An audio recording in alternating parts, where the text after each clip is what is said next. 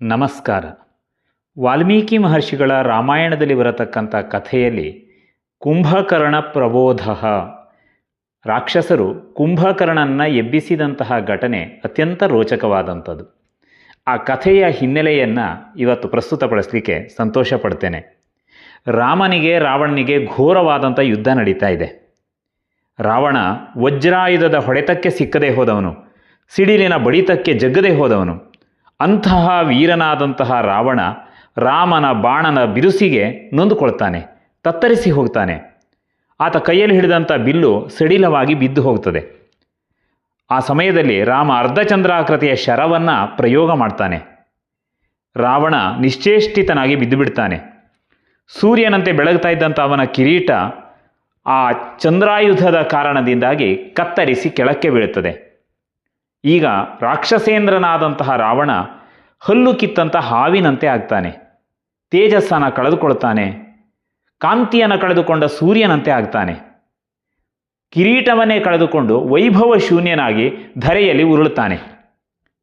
ಅಂತಹ ರಾವಣನನ್ನು ನೋಡಿ ರಾಮ ಹೇಳ್ತಾನೆ, ಹೇ ರಾಕ್ಷಸೇಶ್ವರ, ಈ ದಿವಸ ನೀನು ಭೀಕರವಾದಂಥ ಸಾಹಸದ ಕಾರ್ಯಗಳನ್ನು ಮಾಡಿದೆ.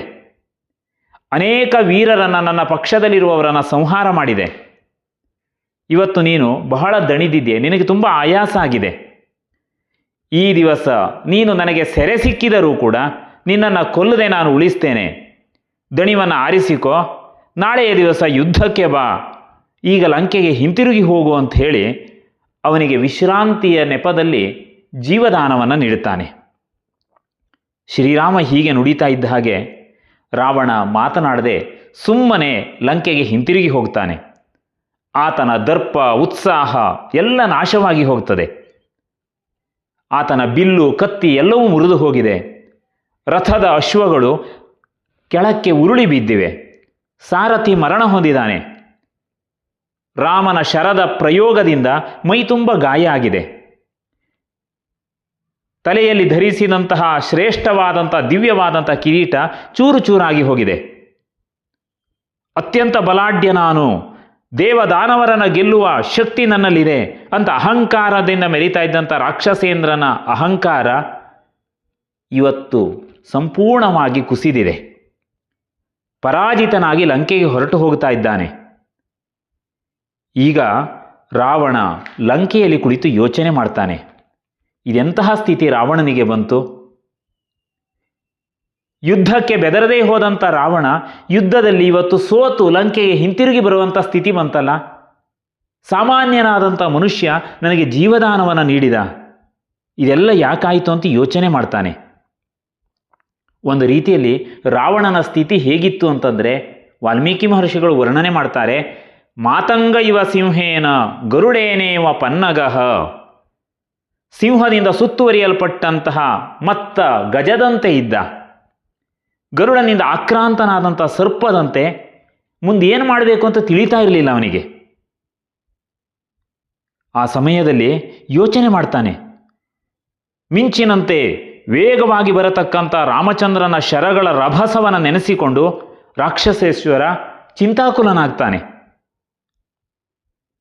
ಸುವರ್ಣಮಯವಾದಂಥ ದಿವ್ಯ ಸಿಂಹಾಸನದಲ್ಲಿ ಕುಳಿತಿದ್ರೂ ಕೂಡ, ರಾಕ್ಷಸ ಭಟರೆಲ್ಲ ಎದುರಿನಲ್ಲಿದ್ದರೂ ಕೂಡ ಆತನ ಮನಸ್ಸಿಗೆ ಸಮಾಧಾನ ಇಲ್ಲ. ಅಲ್ಲಿ ಮಾತಾಡ್ತಾನೆ ಅವನು, ಸ್ನೇಹಿತರೆ, ನಾನು ಆಚರಿಸಿದಂಥ ಘೋರವಾದಂಥ ತಪಸ್ಸು ಇವತ್ತು ವ್ಯರ್ಥವಾಗಿ ಹೋಯಿತು. ದೇವೇಂದ್ರನಿಗೆ ಸರಿಸಮನಾಗಿ ನಾನು ಮೆರೀತಾ ಇದ್ದೆ. ಈ ದಿವಸ ಒಬ್ಬ ಸಾಮಾನ್ಯನಾದಂಥ ಮಾನವನಿಂದ ನಾನು ಸೋತು ಹೋದೆ.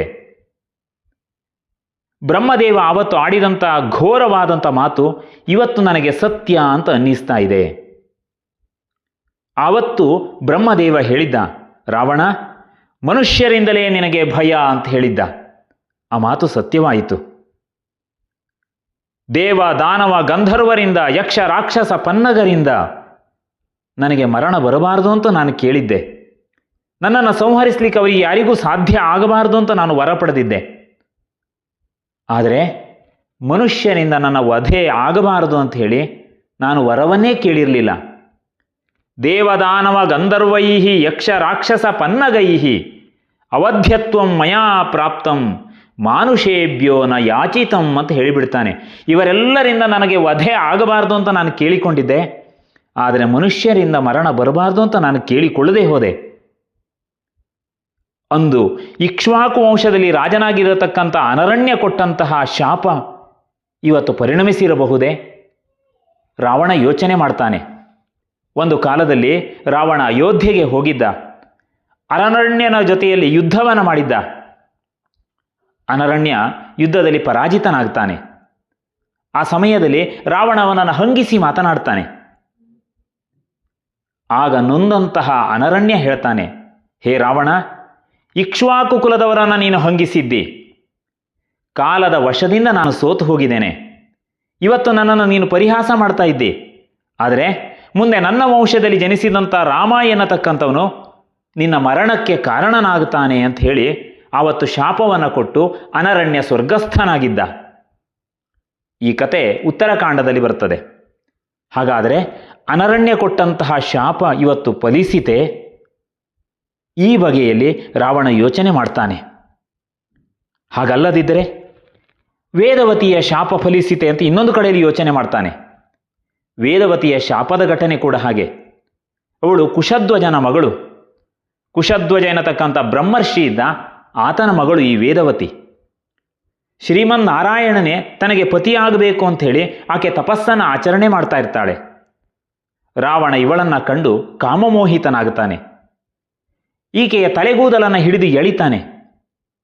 ಆಗ ವೇದವತಿ ಶಾಪ ಕೊಟ್ಟಿರ್ತಾಳೆ, ಹೇ ದುರುಳ ರಾಕ್ಷಸ, ನಾನೇ ಇನ್ನೊಂದು ಜನ್ಮದಲ್ಲಿ ಬಂದು ಸ್ತ್ರೀಯಾಗಿ ಹುಟ್ಟಿ ನಿನ್ನ ವಧೆಗೆ ಕಾರಣನಾಗ್ತೇನೆ.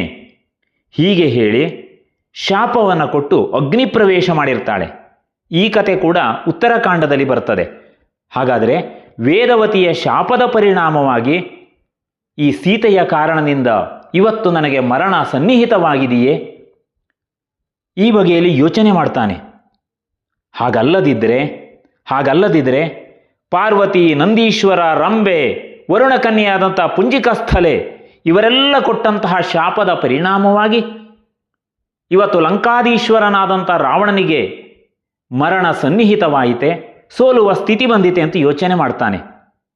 ಪಾರ್ವತಿಯ ಶಾಪ ಕೂಡ ಇದೆ. ರಾವಣ ಹಿಂದೆ ಕೈಲಾಸ ಪರ್ವತವನ್ನು ಅಲ್ಲಾಡಿಸ್ತಾನೆ. ಆಗ ಪಾರ್ವತಿ ಕುಪಿತಳಾಗ್ತಾಳೆ, ಸಿಟ್ಟುಗೊಳ್ತಾಳೆ. ಸ್ತ್ರೀ ಆಗಿರತಕ್ಕಂಥ ಪಾರ್ವತಿಗೆ ಭಯ ಉಂಟಾಗಿರ್ತದೆ ಕೈಲಾಸ ಪರ್ವತವನ್ನು ರಾವಣ ಅಲ್ಲಾಡಿಸುವಾಗ. ಆ ಸಮಯದಲ್ಲಿ ಪಾರ್ವತಿ ಕೊಟ್ಟಂಥ ಶಾಪ, ಸ್ತ್ರೀಯಿಂದಲೇ ನಿನಗೆ ಮರಣ ಭಯ ಉಂಟಾಗಲಿ ಅಂತ ಹೇಳಿ ಶಪಿಸಿರ್ತಾಳೆ. ಬೇರೆ ಪುರಾಣದಲ್ಲಿ ಈ ಕಥೆಯನ್ನು ನಾವು ಕಾಣ್ತೇವೆ. ನಂದೀಶ್ವರ ಕೂಡ ರಾವಣನಿಗೆ ಶಾಪವನ್ನು ಕೊಟ್ಟಿರ್ತಾನೆ. ಒಮ್ಮೆ ರಾವಣ ನಂದೀಶ್ವರನನ್ನ ಕುರಿತು ಅವನ ಮುಖವನ್ನು ನೋಡಿ ಅವಹೇಳನ ಮಾಡ್ತಾನೆ. ಈ ನಂದೀಶ್ವರ ಇವನು ಯಾರು? ಇವನು ವಾನರ ಮುಖದವನು, ಮಂಗನಂತೆ ಮುಖ ಇದೆ ಅಂತ ಹಾಸ್ಯ ಮಾಡ್ತಾನೆ. ಇದರಿಂದ ಕುಪಿತನಾದಂಥ ನಂದೀಶ್ವರ ಹೇಳ್ತಾನೆ, ಹೇ ರಾವಣ, ವಾನರ ಮುಖದವನು ಅಂತ ನನ್ನನ್ನು ಅಪಹಾಸ್ಯ ಮಾಡಿದೆಯಲ್ಲ. ಹೀಗೆ ಅಪಹಾಸ್ಯ ಮಾಡಿದಂಥ ನೀನು ವಾನರರೇ ಬಂದು ನಿನ್ನ ದರ್ಪವನ್ನು ಅಡಗಿಸುವಂತಹ ಕಾಲ ಬರುತ್ತದೆ. ಈ ಬಗೆಯಲ್ಲಿ ನಂದೀಶ್ವರ ಶಾಪವನ್ನು ಕೊಟ್ಟಿರ್ತಾನೆ. ಇನ್ನೊಂದು ಕಡೆಯಲ್ಲಿ ರಂಭೆ ಕೂಡ ಆತನಿಗೆ ಶಾಪ ಕೊಟ್ಟಿರ್ತಾಳೆ. ನಳಕೂಬರರ ಶಾಪ ಇಲ್ಲಿ ಅತ್ಯಂತ ಪ್ರಮುಖವಾದಂಥದ್ದು. ನಳಕೂಬರರ ಮನೆಗೆ ಹೋಗ್ತಾ ಇದ್ದಂಥ ರಂಭೆಯನ್ನು ರಾವಣ ಬಲಾತ್ಕಾರ ಮಾಡ್ತಾನೆ. ಇದು ನಳಕೂಬರರಿಗೆ ಗೊತ್ತಾಗ್ತದೆ. ಆ ಸಮಯದಲ್ಲಿ ಅವರು ಹೇಳ್ತಾರೆ, ಈ ದಿನದಿಂದ ರಾವಣ, ಯಾವುದಾದರೂ ಸ್ತ್ರೀಯಿಂದ ಬಲಾತ್ಕರಿಸಲಿಕ್ಕೆ ನೀನು ಹೋದೆ ಅಂತ ಆದರೆ ಆ ಸಮಯದಲ್ಲಿ ನಿನ್ನ ಶಿರಸ್ಸು ಸೀಳಿ ಹೋಗಲಿ. ಸೀತೆಯನ್ನು ಹಾಗಾಗಿ ಆತ ಮುಟ್ಟಲಿಲ್ಲ ಅಂತ ಕತೆ ಬರುತ್ತದೆ. ಇನ್ನೊಂದು ಪುಂಜಿಕಸ್ಥಲೆಯ ಶಾಪ ಇದೆ. ಇವಳು ಒಬ್ಬಳು ಅಪ್ಸರೆ, ಕುಬೇರನ ಓಲಗದಲ್ಲಿ ವಿಶೇಷವಾಗಿ ಇರುವಂಥವಳು. ಮಹಾಭಾರತದ ಸಭಾಪರ್ವದಲ್ಲಿ ಈ ಉಲ್ಲೇಖ ಬರ್ತದೆ. ಇವಳನ್ನು ಕೂಡ ರಾವಣ ಪೀಡಿಸಿರ್ತಾನೆ. ರಂಭೆ ಮತ್ತು ಪುಂಜಿಕಸ್ಥಲೆಯರ ಈ ಶಾಪದ ಪರಿಣಾಮವಾಗಿ ರಾವಣನಿಗೆ ಮರಣ ಸನ್ನಿಹಿತವಾಗುತ್ತಾ ಇದೆ. ಈ ಬಗೆಯಲ್ಲಿ ಸ್ವತಃ ರಾವಣ ಆಲೋಚನೆ ಮಾಡಲಿಕ್ಕೆ ಆರಂಭ ಮಾಡ್ತಾನೆ. ಇಲ್ಲದೆ ಹೋದರೆ ಸಾಮಾನ್ಯರಾದಂಥ ಮನುಷ್ಯರಿಂದ ನನಗೆ ಮರಣ ಬರಲಿಕ್ಕೆ ಸಾಧ್ಯವೇ? ಇದರಿಂದ ಹೊರಬರಬೇಕು ಅಂದ್ರೆ ನಾನು ಏನು ಮಾಡಬೇಕು? ಹಾಗಾಗಿ ಎಲ್ಲ ರಾಕ್ಷಸ ಭಟರನ್ನ ಕುರಿತು ಹೇಳ್ತಾನೆ. ನಗರ ಪ್ರಾಕಾರದ ಗೋಪುರದ ಪಾರ್ಶ್ವಗಳಲ್ಲಿ, ಗೋಪುರದ ಶಿಖರಗಳಲ್ಲಿ ನೀವೆಲ್ಲ ಎಚ್ಚರಿಕೆಯಿಂದ ಕಾವಲಾಗಿ ನಿಲ್ಲಬೇಕು ಅಂತ ಹೇಳ್ತಾನೆ. ದೇವದಾನವರ ದರ್ಪವನ್ನು ಮುರಿದಂತಹ ಅಸದೃಶ ಪರಾಕ್ರಮಿಯಾದಂತಹ ರಾವಣ ಈ ಸಮಯದಲ್ಲಿ ತನ್ನ ಕಾವಲಿಗೋಸ್ಕರ ರಾಕ್ಷಸ ಭಟರನ್ನು ನಿಯಮಿಸ್ತಾನೆ. ಆದರೂ ಭಯ ದೂರ ಆಗಲಿಲ್ಲ ಅವನಿಗೆ. ಆ ಸಮಯದಲ್ಲಿ ಯೋಚನೆ ಮಾಡ್ತಾನೆ, ದೇವದಾನವರನ್ನು ಗೆಲ್ಲುವ ಶಕ್ತಿ ಇರತಕ್ಕಂಥ ಒಬ್ಬ ವ್ಯಕ್ತಿ ನಮ್ಮಲ್ಲಿದ್ದಾನೆ, ಅವನೇ ಕುಂಭಕರ್ಣ. ಆದರೆ ಏನು ಮಾಡೋಣ, ಆ ಕುಂಭಕರ್ಣ ನಿದ್ದೆಯಲ್ಲಿದ್ದಾನೆ. ಕುಂಭಕರ್ಣನನ್ನ ನಿದ್ದೆಯಿಂದ ಎಬ್ಬಿಸಿರಿ ಅಂತ ಹೇಳ್ತಾನೆ. ಆದರೆ ಏನು ಮಾಡುವ, ಬ್ರಹ್ಮನ ಶಾಪದಿಂದ ಅವನು ಈಗ ನಿದ್ರಾವಶನಾಗಿದ್ದಾನೆ, ಮಲಗಿಬಿಟ್ಟಿದ್ದಾನೆ ಅವನು. ಹಾಗಾಗಿ ಕುಂಭಕರ್ಣನನ್ನು ನೀವು ಎಬ್ಬಿಸಬೇಕು ಅಂತ ಹೇಳಿ ರಾಕ್ಷಸ ಭಟರಿಗೆ ರಾವಣ ಆದೇಶ ಮಾಡ್ತಾನೆ. ಹೇಗೆ ಎಬ್ಬಿಸಿದರು ಎನ್ನುವಂಥದ್ದನ್ನು ಮುಂದಿನ ಭಾಗದಲ್ಲಿ ತಿಳಿದುಕೊಳ್ಳುವ ಪ್ರಯತ್ನ ಮಾಡೋಣ. ನಮಸ್ಕಾರ.